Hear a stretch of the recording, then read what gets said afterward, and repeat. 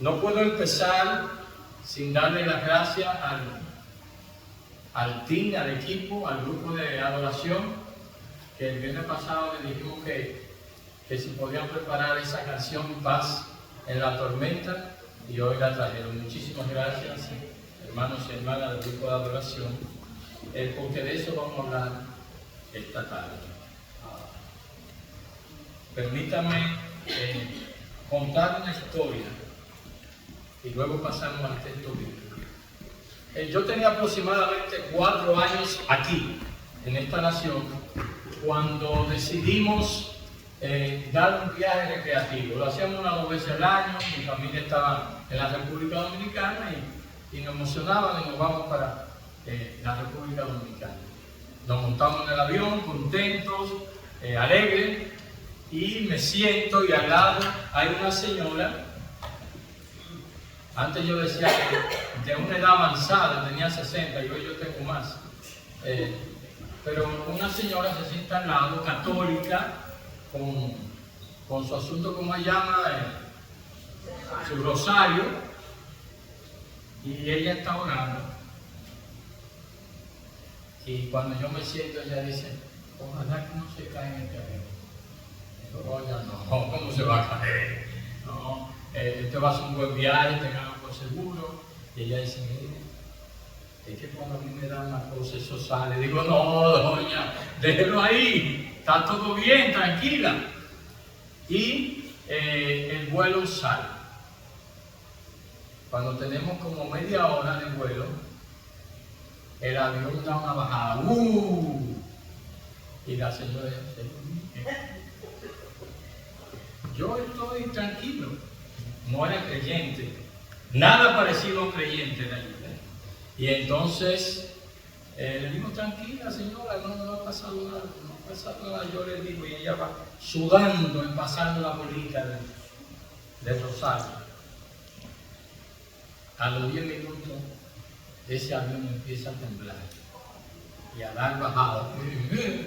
Y la señora ya llorando: mire que esto se va a caer. Yo estoy seguro. Señora, tranquila. Yo era aquello de la posición mental positiva, de la actitud mental positiva, y todo va a estar bien, y se lo estoy diciendo. Pero cuando el avión ya tiene como 15 minutos en eso, bajando, subiendo, gente en la parte de atrás rociando, confesándose, ¿verdad? ¡Ay, Dios mío, perdóname! Uno dice: pero esto va en serio. Y también me empiezan a sudar las manos. Yo soy bien expresivo con las manos, se me pone fría y se me empiezan a sudar las manos. La cosa iba en serio, y yo le dije a la señora: ¿usted no tiene otro rosario? Porque cuando el temor llega a nuestras vidas y no tenemos control tú tienes que tener a alguien a quien llamar. Yo no tenía a nadie a quien llamar. Y hoy vamos a hablar de una historia en esa dirección. Abran su Biblia, por favor, en el libro de Marcos, capítulo 4, versículos del 35 al 41. Marcos, capítulo 4, 35 y 41.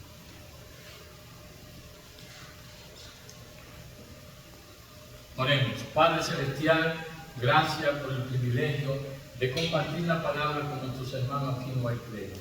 Señor, te pido que tú penetres en sus corazones, Señor, y que tu palabra pueda llegar hasta ahí, Señor, dando transformación en su mente, Señor, y que su vida pueda ser un testimonio agradable a ti, Señor, ejemplo a esta sociedad descarriada, Señor.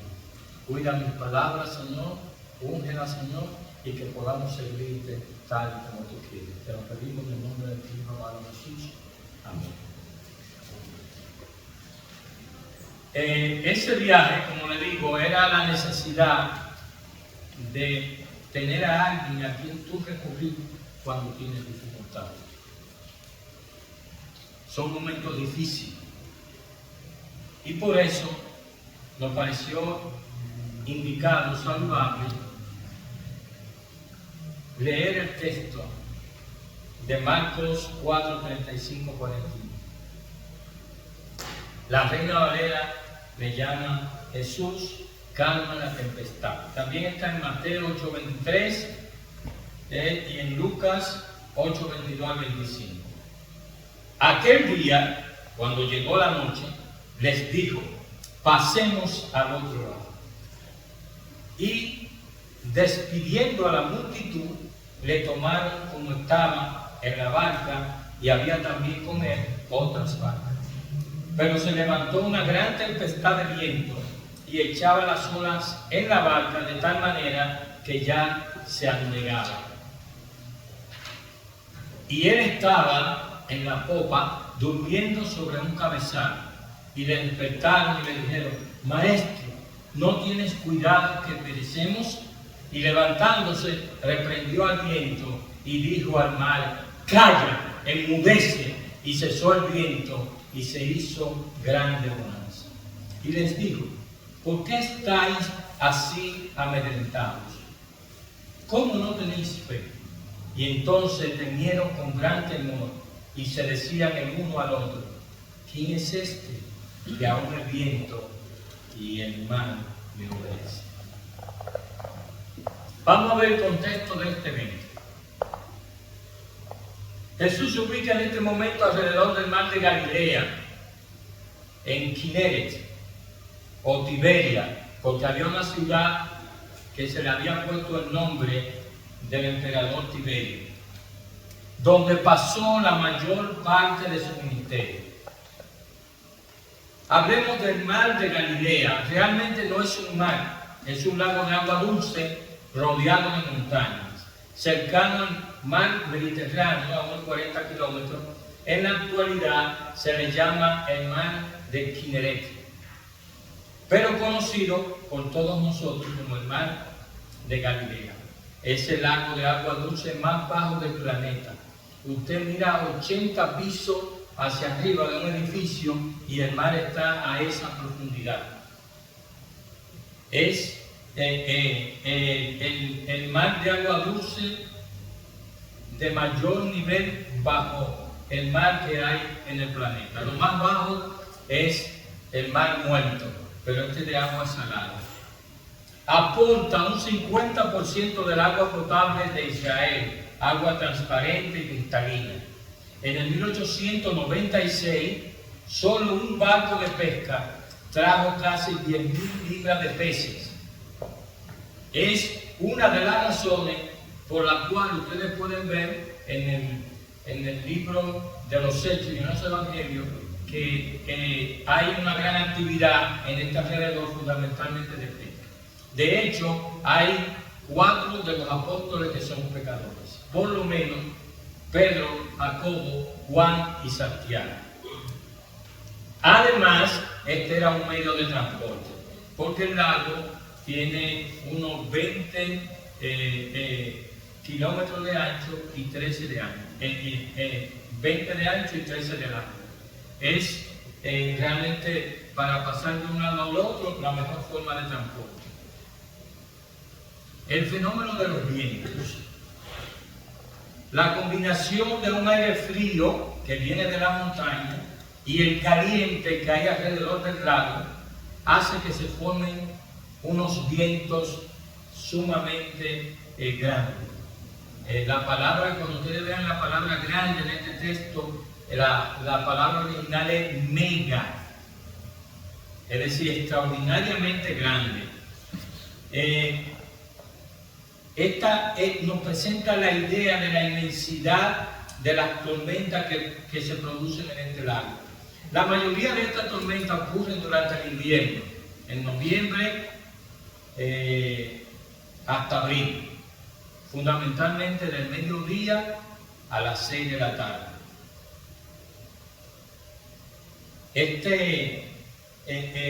Estas dificultades que presenta el viento nos presentan una realidad sobre los golpes físicos, emocionales y espirituales que tenemos en nuestra vida. El Señor Jesús, que se convierte en la puerta, en la salida a las dificultades de nuestro diario vivir. El texto nos presenta además la doctrina fundamental que da respuesta al título de esta predicación. El título de la predicación es ¿quién es este? Este es Jesucristo, quien es 100% hombre y 100% Dios. Es una doctrina fundamental de las iglesias de la Alianza y, de hecho, una de las doctrinas fundamentales de esta iglesia. Después de una ocupada agenda, Jesús necesita descansar. Aquel día, dice el texto, aquel día, haciendo referencia a que se ha mencionado un día, aquel día, en aquella ocasión, cuando llegó la noche, acuérdense que la noche no era las 10 de la noche ni las 12 de la noche, era el atardecer. Cuando llegó la noche le dijo, pasemos al otro lado. El 36 dice, y despidiendo a la multitud, le tomaron como estaba en la barca y había también con él otra barca. Estamos haciendo esa referencia a un día en el que Jesús trabaja durísimo, muy duro, está realmente agotado, caminando en toda el área de Galilea, junto al mar, con la presencia de mucha gente. Las personas querían escucharlo, querían ser testigos de sus milagros, disfrutaban escuchar, disfrutaban sus enseñanzas. Miren algunos ejemplos. Marcos 3:7 dice, mas Jesús se retiró al mar con sus discípulos y le siguió gran multitud de personas de Galilea y de Judea. El 4:1 también de Marcos dice, y otra vez comenzó Jesús a enseñar junto al mar, y se reunió alrededor de él mucha gente, tanto que entrando en una barca se sentó en ella en el mar, y toda la gente estaba en tierra junto al mar.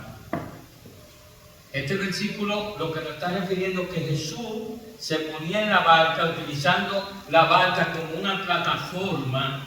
Los botes eran algo así como una tarima, un púlpito, una tribuna, donde el ambiente que daba el mar, alrededor del mar, le producía eco, su voz tenía mucho más fuerza y multitudes le escuchaban. Siempre estaba rodeado de muchas personas. Está el caso de María, su madre, en el capítulo 3, versículo 31. Dice, vienen después sus hermanos y su madre, y quedándose afuera, enviaron a llamar. Si a Jesús lo veía tanta gente, estaba alrededor de tanta gente, que María va a verlo y no puede verlo. No puede entrar donde él está. Y ve, búscame a Jesús, dile que su mamá está aquí. Ese es el ambiente que está rodeando a Jesús.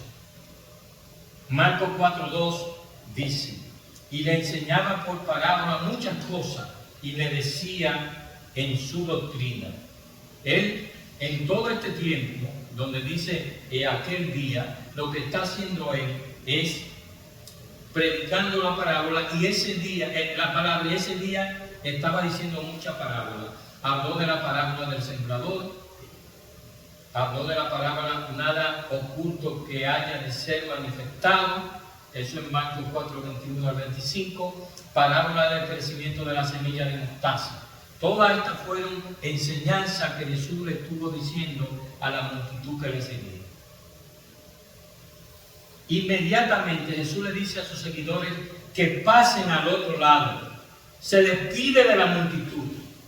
Y así como estaban, se marchan. No hubo tiempo para comer, lavarse la mano, etc. Y se marcharon en la barca, dejando la multitud. Sin embargo, el texto dice que otras barcas le siguieron. Sí, Jesús quería como sacarme los pies. Estoy cansado, quiero descansar. Y dice, vamos, así como están, vamos. Y se van. Dejan la multitud, pero los que tenían barca se subieron en su barca y le siguieron. En ese momento todo está bien, todo está en calma. Cuando todo está bien, Descubrimos que tenemos buenos seguidores. Descubrimos que la gente nos escucha.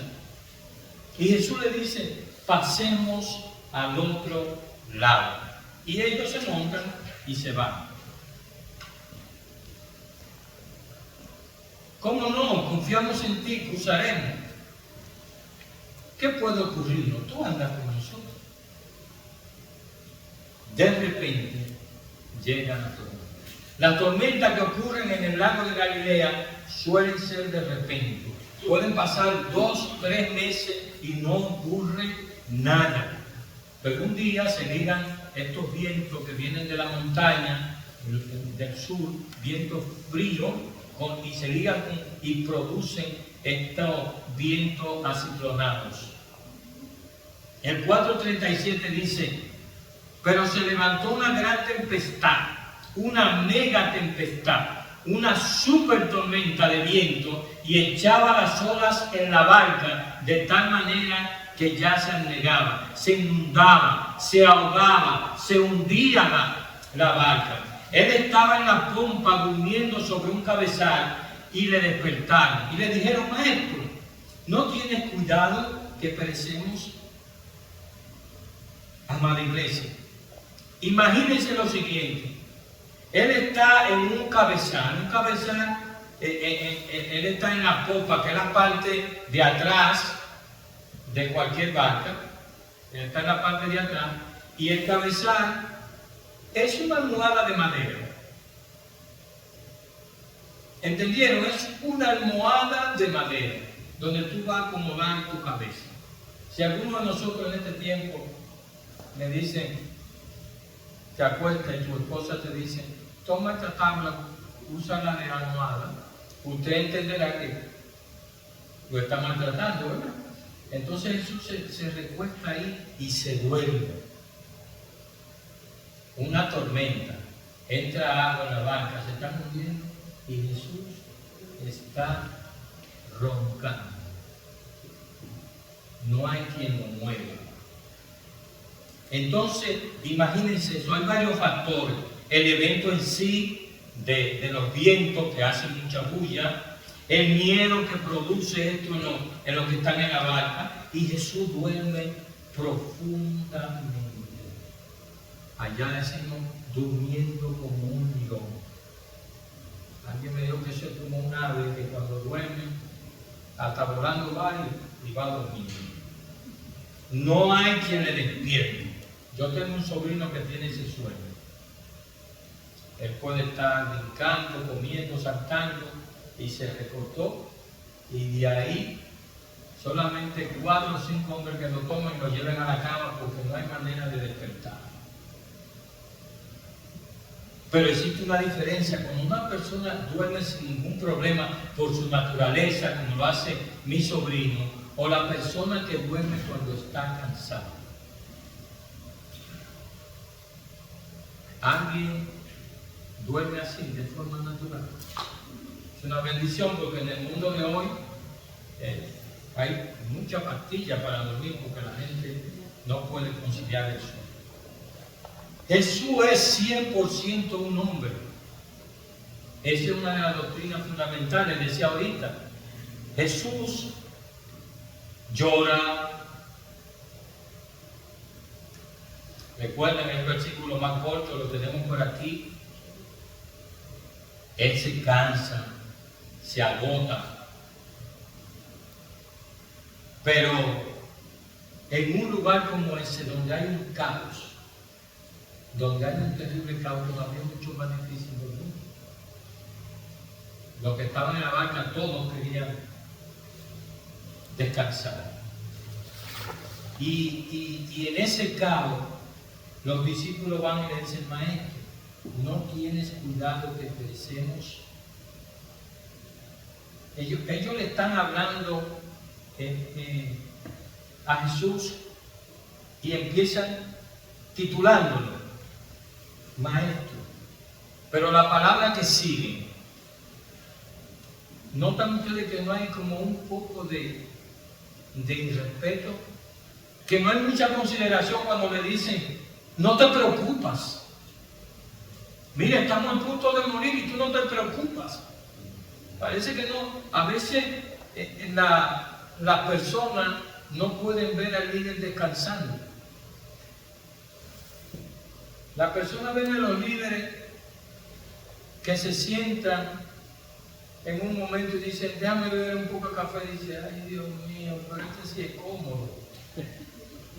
Tenemos actitud de que no podemos ver a los líderes haciendo cosas que regularmente hacemos nosotros. No tienen derecho a descansar, no tienen derecho a respirar, no tienen derecho a pasar tiempo con su familia. Es una consideración abusiva que nosotros tenemos para considerar a los líderes. Y yo sé que aquí no pasa, pero en mi experiencia lo he visto a menudo. Qué bien, qué bien así, como vive usted. Voy a ver un concierto con mi esposa. Y más si tú estás ocupado en ese momento. Mientras yo, no, los líderes tienen derecho a descansar. Son palabras duras, considerándolo como un despreocupado. No tiene cuidado con nosotros, eres indiferente. Pero Mateo dice en su versión de esta historia, Señor, sálvanos que perecemos. Es un tono diferente. Aquí están recurriendo a Jesús, Señor, sálvanos. Lucas es también un poco más suave contando esta historia. Y Lucas dice, y vinieron a él y le despertaron, diciendo, Maestro, Maestro, que perecemos. Marcos tiene la versión más fuerte hacia el Maestro, pero tanto Mateo y Lucas son un poco más suaves. Yo hago la pregunta, ¿cuál tiene la razón? Son las palabras de Lucas que son suaves, que dicen que lo movieron, Maestro, Maestro, y lo despertaron, Maestro, mira que perecemos. O la de Mateo, que dice, sálvanos, Señor, sálvanos. Quiere que le diga, todas son ciertas. ¿Ustedes han estado alguna vez en un caos? Cuando se habla de desorden, permítame contarles otra historia. En estos años he acumulado alguna historia, y eso que no ha sido tan vivida. Yo estaba en la universidad y ustedes saben ya lo que es una guagua, ¿verdad? Un autobús. Y yo voy en un autobús que son viejos y maltratados. Y estaba de vago, me sentía mal. ¿Cuándo yo voy a terminar de estudiar esta carrera? Iba a parar de la carrera mía, porque cogía materia y me quemaba, entonces ¿qué va a pasar? Y como repite, tiene que dar la misma materia. Estaba cansado, me subo en el autobús, que de este lado va para mi casa, pero de este lado va a dar la vuelta así. Y me monto, el autobús vacío, se va llenando, y llegamos a un punto donde el autobús ya lleno, la parte de adelante, el motor va delante del chofer, coge fuego. Y la gente empieza a vocear, el caos, ¡ay! La gritadera y eso. Pero hay un negro en el autobús. ¿Saben quién es él? Yo. Cuando tú ves muchas películas, tú te pones la capa de Superman. Y me paro. Digo, ¡silencio! ¡Vengan por aquí! ¡Síganme! Y lo llevo hacia la puerta de emergencia. Le dije que son autobuses viejos, maltratados, y cuando llego a la puerta de emergencia, que le hago así, está trancada, no está trancada, la tienen sellada, la sellaban para que no la vieran y simultáneamente después, y vuelvo y lo hago así, y la puerta no abre. y el humero allá adelante. Y le digo, salgan todos. Y nos tiramos por la ventana. Eso es cuando hay un caos. Uno vocea una cosa, otro vocea otro, y eso pasaba en la barca. Mientras uno le decía, párate, si ustedes le ponen los 12 apóstoles, le dicen, ¿quién fue que le dijo así? Señor, no te interesamos, mira que parecemos. ¿Quién ustedes dirían? De los 12 apóstoles. Vamos a cometer el pecado de juzgar. ¿Quién? Tomás. ¿Quién más? ¿Quién da más? De los 12 apóstoles, ¿quién se atrevió a decirle, Señor, mira cómo tú estás, y nosotros aquí esperando la muerte? El libro de Marcos que dice esto, ¿sabe quién escribió el libro de Marcos? Marcos, pero lo escuchó de un testigo presencial que se llama Pedro en la cruz. Y tal parece que sí, ustedes saben que Pedro era muy enérgico, de una actitud inmediata, y no maduraba una idea mucho, él la tiraba. Entonces parece que Pedro, pero exculpemos a Pedro porque no sabemos, pero sí se le dijeron a Jesús, levántate, no te interesamos, mira que parecemos. Marco cuenta esta historia de parte de un testigo presencial llamado el apóstol Pedro. Pero sigamos hablando de que Jesús es 100% hombre. Jesús lloró, eso está en Juan 11:35. Tuvo un nacimiento virginal, es decir, salió de una mujer, Mateo 1:20, Mateo 1:24-25, Lucas 1:35, son pruebas de que Jesús nació de una mujer. Jesús tuvo un cuerpo humano. Jesús tuvo un cuerpo humano. El hecho de que Jesús tuviera un cuerpo humano como nosotros, lo podemos ver en muchos pasajes de las Escrituras. Nació de la misma manera que nacen todos los demás seres humanos. Lucas 2:7. Y dio a luz a su hijo primogénito y lo envolvió en pañales y lo acostó en un pesebre porque no había lugar para ellos en el mesón. Jesús tuvo un cuerpo humano, el niño crecía y se fortalecía, progresaba en sabiduría y la gracia de Dios lo acompañaba. Jesús crecía en sabiduría y en estatura, dice otro versículo, y en gracia para con Dios y los hombres. Jesús tuvo un cuerpo humano. Jesús se cansaba como todos nosotros, porque leemos que Jesús, fatigado del camino, se sentó junto al pozo. Eso es Juan 4:16. ¿Se acuerdan cuál historia es esa, verdad? La de la mujer samaritana. Se cansó y se sentó en el pozo. Siempre con un propósito, pero la palabra dice que se cansó. Jesús tuvo un cuerpo humano, sintió sed, porque cuando estaba en la cruz dijo, tengo sed. También sintió hambre. En el primer lugar, una de las primeras enseñanzas falsas, se afirmaba que el cuerpo físico de Jesús no era real, sino que solo parecía ser físico. Estas teorías se conocieron como docetismo, que tienen una palabra griega que significa aparecer. Sin embargo, Juan, con mucha fuerza, afirmó la realidad física de Jesús al recordarle a sus lectores que él era un testigo ocular, es decir, yo lo vi, yo lo escuché, yo lo palpé. Jesucristo ha venido en carne. Pero Jesús también es 100% Dios. Marcos 4:39 dice, estamos en el texto, vamos en el 39.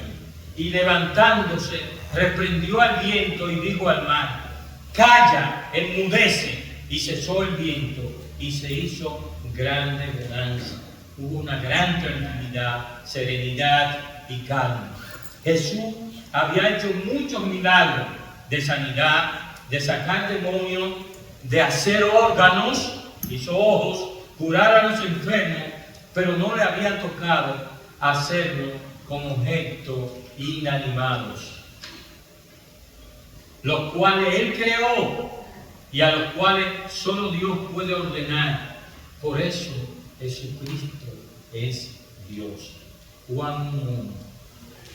Todos se lo saben. En el principio era el Verbo, y el Verbo era con Dios, y el Verbo era Dios. El 18 dice: a Dios nadie lo vio jamás. El unigénito Hijo que está en el seno del Padre, Él le ha dado a conocer. Segunda de Pedro 1:1. Simón Pedro, siervo y apóstol de Jesucristo, a los que habéis alcanzado por la justicia de nuestro Dios y Salvador Jesucristo. Raye, por justicia de nuestro Dios y Salvador Jesucristo, una fe igualmente preciosa que la nuestra. Tito 2:13 dice: aguardando la esperanza bienaventurada y la manifestación gloriosa de nuestro gran Dios y Salvador Jesucristo.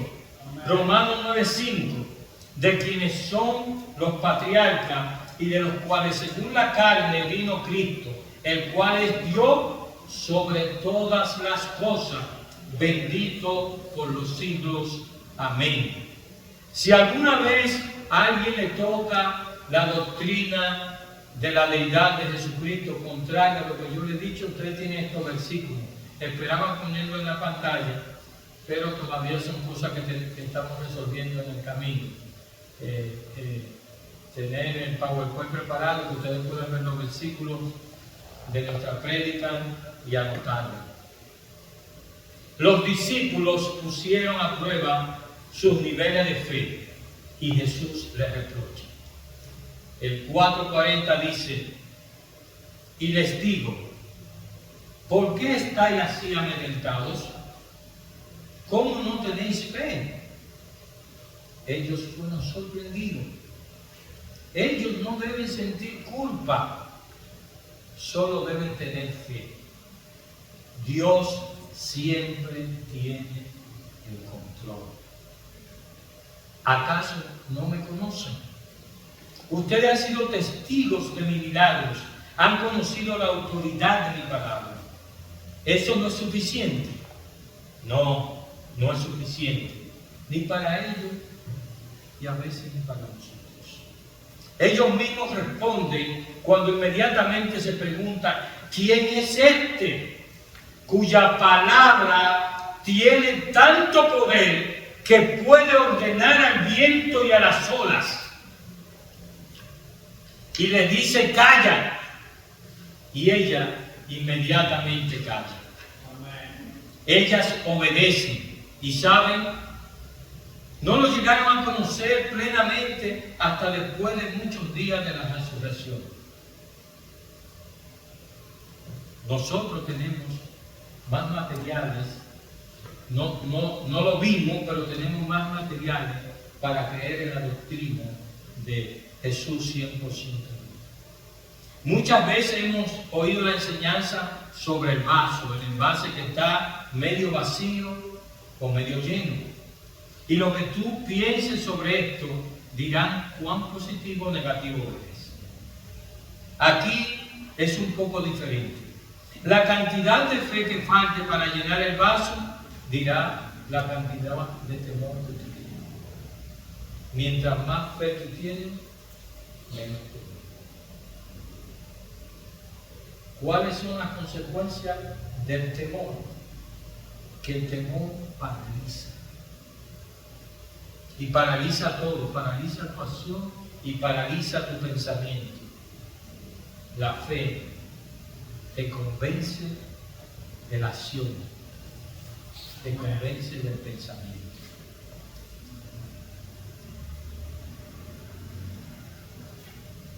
La falta de esperanza y de confianza es parte de la falta de fe. Confiemos en el plan de Dios para nuestra salvación. Después de estos acontecimientos, los discípulos están más asustados.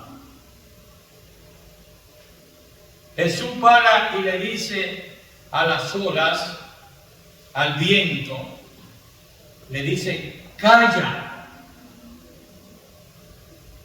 Ustedes saben que el viento habla. Entonces se oye como suena. Pues él calla el viento. En el mar se calla el viento y las olas siguen, porque van a responder a ese viento, pero se toma el tiempo. Ya el viento la viene moviendo y el viento se calla y las olas se detienen inmediatamente. Entonces ya ellos no tienen temor de que van a morir ahogados.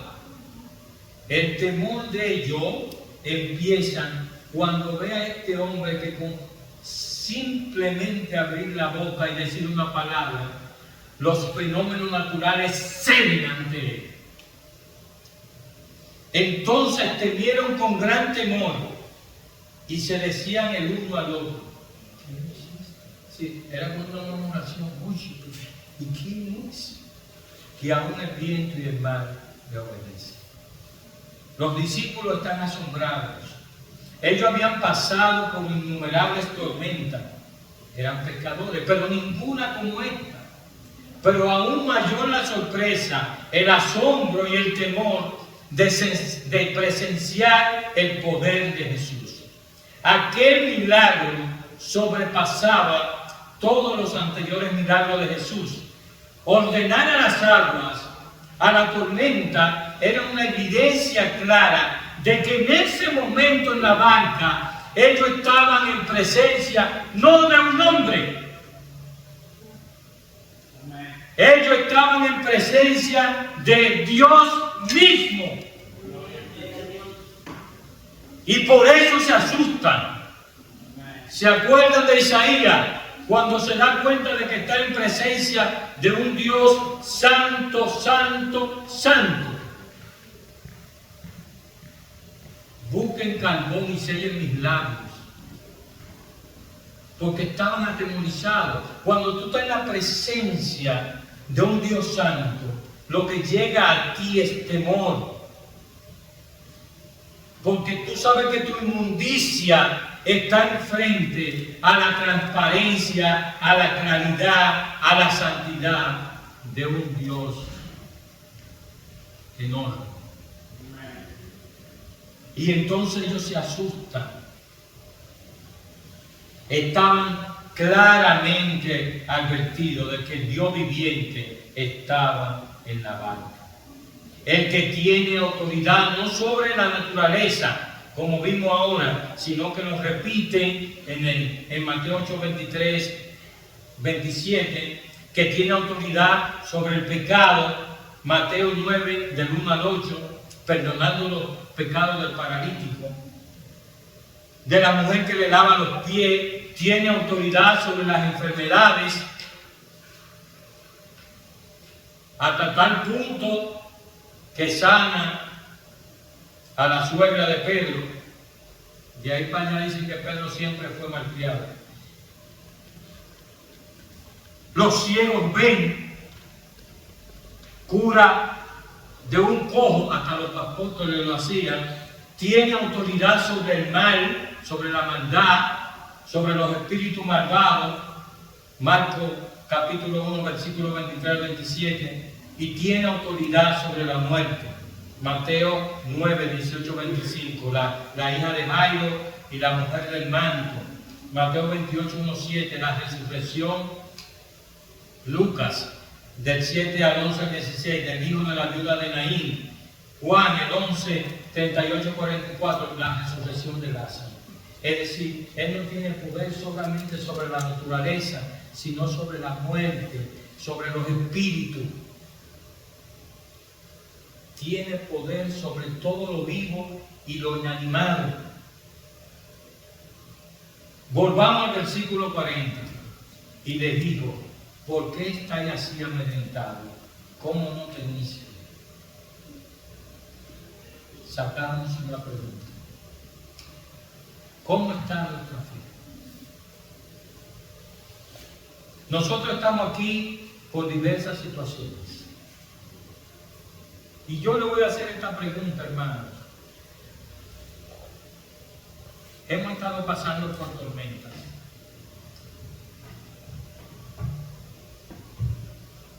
Pero esa tormenta tiene un murmullo.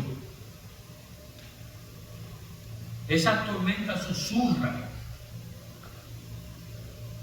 ¿No entienden ustedes que en estas dificultades Dios no está hablando?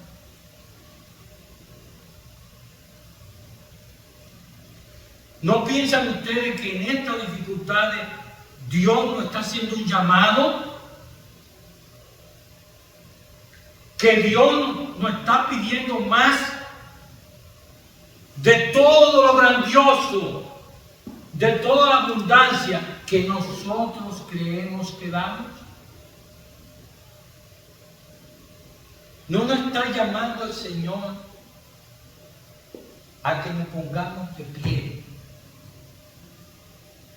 y tomemos la armadura? Todo lo que significa la armadura, el casco, la pechera, la lanza, la espada. En nuestra prédica de hoy nos hablaban de la mitad. No es coger la espada y salir a pelear, es tener toda la armadura de la fe y responder al llamado. La situación es un llamado. Los apóstoles estaban en una situación difícil y al margen del tono, de la forma en que hablaron, a quienes ellos se dirigieron. Cuando están en la dificultad de que el agua entre en la barca, seguro que algunos tomaron un envase y empezaron a sacar agua. Pero ellos dijeron, eso no es suficiente.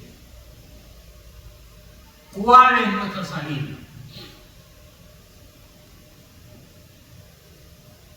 ¿Cuál era la puerta? ¿A dónde se dirigieron ellos? ¿Alguien me dice? A Jesús. Al margen de cómo hablaron, al margen de cómo oraron. Si fue una oración cruda, 2 por 2. Tengo un amigo que cuando dice vamos a comer, dice yo, tú todo lo sabes. Y coge su plato conmigo.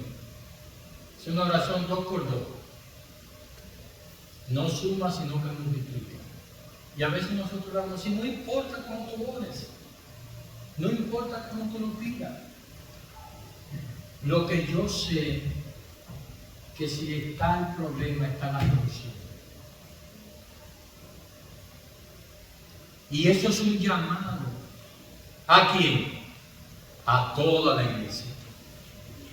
A toda la iglesia. Todos tenemos una responsabilidad. Todos tenemos una silla que mover. Hermano, cuando termine el culto, no se pare inmediatamente y se vaya, al menos que usted tenga una emergencia de beber café en su casa, que usted tenga que ir a su trabajo. Pero si usted no tiene ninguna emergencia, ponga una silla también. Son 2 y 3 hermanos, tenemos ya como 3 o 4 semanas que nos ven. 2 o 3 hermanos que pongan una silla, ponga usted su silla. Y el otro cuela el café, qué buen café hacen aquí. El otro cuela el café. Todo el mundo ocupado. Usted sabe cómo usted se ocupa. Cuando usted ve al hermano que tenía un par de semanas que no venía y va y se le acerca. Y con mucho amor le dice, qué alegría verte aquí. Esta batalla no termina hasta que no se acabe, diría un pelotero.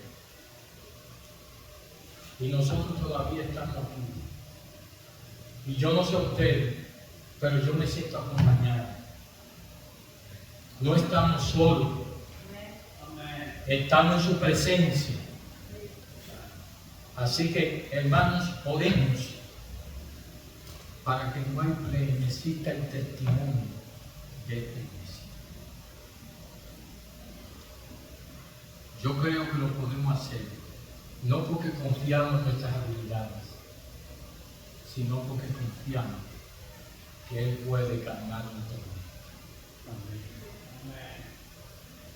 Oremos. Padre Celestial, gracias por este precioso, hermoso privilegio. Señor, hemos tenido problemas, pero confiamos en ti. Sabemos que la salida está en tus manos, Padre Celestial. Abre nuestros ojos, nuestro entendimiento, para ver la salida que hace tiempo tú has puesto en nuestras manos, Señor, que no sentimos, que no vemos.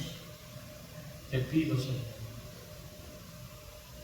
que si mis palabras fueron duras, Señor, que tú las adornes y la hagas llegar al corazón de los hermanos, dándole fortaleza y entendimiento de las cosas que tenemos que hacer.